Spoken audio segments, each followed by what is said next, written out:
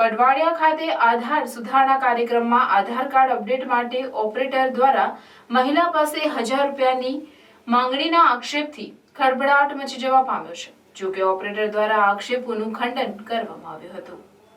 ભરૂચ જિલ્લાના ઝઘડા તાલુકાના પડવાડિયા ગામ ખાતે ધરતી આબા જનજાતીય ગ્રામ ઉત્કર્ષ અભિયાન અંતર્ગત વિવિધ યોજનાના લાભાર્થીઓ માટે કેમ્પ યોજાયો હતો, જેમાં આધાર કાર્ડ અપડેટ કરવા માટે ઓપરેટર દ્વારા 1000 રૂપિયા માંગ્યા હોવાના આક્ષેપ એક મહિલા દ્વારા કરવામાં આવ્યા હતા કે કોઈના પાસે પૈસા માંગે, કોઈના પાસે 1000 રૂપિયા માંગે, આ કામ 1000 રૂપિયા હોય તો થાય કે નહીં થાય એવું બધું કીધું। પછી મેં જેમને વાંધો ઉઠાવ્યો હતો કે તમે તાલુકા ઉપરથી આવો છો તો તમે 1000 રૂપિયા આના માંગો છો, તમે સરકારી આરા કર્મચારી છો તો તમે અહીંયા આવીને 1000 રૂપિયા હું કામ માંગો? અમારા આદિવાસી લોકો હું કામ અહીંયા આવે?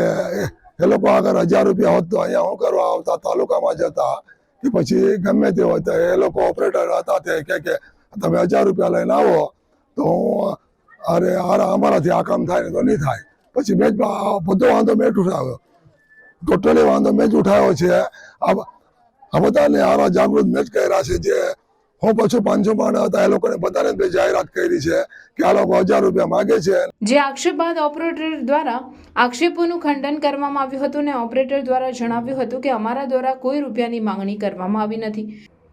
આમાં આધાર કાર્ડમાં સુધારો કરવાનો હોય તો જૂના એલસી સુધારા કરવા માટે વેલિડ નથી। જન્મ તારીખના સુધારા માટે જન્મનું પ્રમાણપત્ર જોઈએ અને એ જો રિજેક્ટ થાય તો એની પેનલ્ટી 1000 રૂપિયા જે ભરવાની આવે છે તે ઓપરેટરે એના પગારમાંથી કે જે તે રીતે એમણે ચૂકવવું પડે। અને જો એલસી હશે તો એલસી પરથી તો રિજેક્ટ જ થવાનું છે અને એલસીનો ઓપ્શન જ નથી તો એનાથી સુધારો પણ નહીં થાય।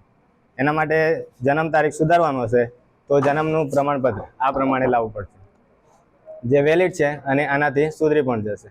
તો આમાં અમને પણ કંઈ તકલીફ નહીં થાય ને જે તે લાભાર્થી હશે તેને પણ કોઈ તકલીફ નહીં થાય ને આના પર જો જો વેલિડ નહીં હોય ને અપડેટ કરાવશે તો જે તે રકમ લાભાર્થીએ પણ ચૂકવવી પડશે, તે એમની એમ જ જશે અને ઓપરેટરે પણ એમના 1000 રૂપિયા એમના પગારમાંથી આપવા પડશે। ના, એવું કંઈ થયું નથી। જે હતું તે કીધું કે આના દ્વારા 1000 રૂપિયા ઓપરેટરને પેનલ્ટી ભરવાની આવે છે, એ જ અમે કીધું। બેનને કરાવ્યું જ નથી ને, બેને કરાવ્યું જ નથી અમારે। કોનું બેનનું તો અમે નથી કર્યું, એમને અપડેટ કરાવ્યું છે। હા, અપડેટ કરાવવાનું છે તો એ કરાવી નહીં ગયા। નહીં, એવું તો કર્યું જ નથી ને, લીધા જ નથી 1000 રૂપિયા। પછી કીધું પણ નથી એમને બાયોમેટ્રિક અમે કીધું એમને કે એને એ બેન નતા આવ્યા, જે ભાઈ સુધારો કરવાના આવેલા ને એમણે અમે કીધું હતું કે 1000 રૂપિયા પેનલ્ટી આ રીતે રિજેક્ટ થાય તો ઓપરેટરે ભરવાનું આવે। તે ભાઈ આ પ્રમાણે જૂનું લિવિંગ સર્ટિફિકેટ લઈને આવેલા ને તેમણે અમે માહિતી આપી કે જન્મનું પ્રમાણપત્ર લઈને આવવાનું તો એનાથી સુધરી જશે અને તે પણ લેટેસ્ટ હોવું જોઈએ। જો જૂનું પ્રમાણપત્ર હશે તો તેના પર પણ રિજેક્ટ થશે। તમે ખરી ના કીધું હતું કે ભાઈ અમારથી આ કામ નહીં, જે વેલિડ ડોક્યુમેન્ટ નથી તો હા એ રિજેક્ટ થશે। ના, માંગેલા નથી। ગામના આગેવાન કનુભાઈ વસાવા દ્વારા આધાર કાર્ડ અપડેટ માટે ઓપરેટરે 1000ની માંગણી કરી હોવાના આક્ષેપ કરવામાં આવ્યા હતા અને જણાવ્યું હતું કે ગરીબ અને આદિવાસી લોકો પાસે આવા નજીવા કામ માટે 1000 રૂપિયાની માંગણી કરવામાં આવતી હોય છે, જેથી આવા ખુલ્લેઆમ ગરીબ લોકો પાસે રૂપિયાની માંગણી કરતા ઓપરેટરો સામે કાર્યવાહી કરવામાં આવે તેવી માંગણી કરી હતી। 1000 રૂપિયાની માંગણી કરેલી કે અમારે દંડ ભરવાનો આવે છે તો મારે એમ કેવું છે કે તમારે દંડ ભરવાનો આવતો હોય એટલે એ 1000 રૂપિયાના લીધે 50 થી 60 લાભાર્થીઓ અહીંથી 1000 રૂપિયા ન હોવાથી આ લોકો અહીંયાથી સ્થળ છોડીને ઘરે જતા રહેલા છે।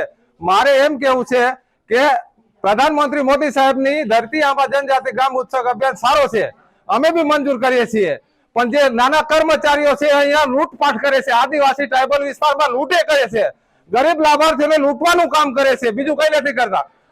મોદી સાહેબનો પ્રોગ્રામ અમને આનંદદાયક છે, અમને સરસ લાગ્યો, પણ જે નાના કર્મચારીઓ છે 12 વાગ્યા સુધી તો નાયબ મામલતદાર કે મામલતદાર કોઈ હાજર નથી, ખાલી આરોગ્ય કેન્દ્ર અને આધાર કાર્ડ લિંક કરવા વાળા, એના સિવાય કોઈ અધિકારી ઉપસ્થિત થયા નથી।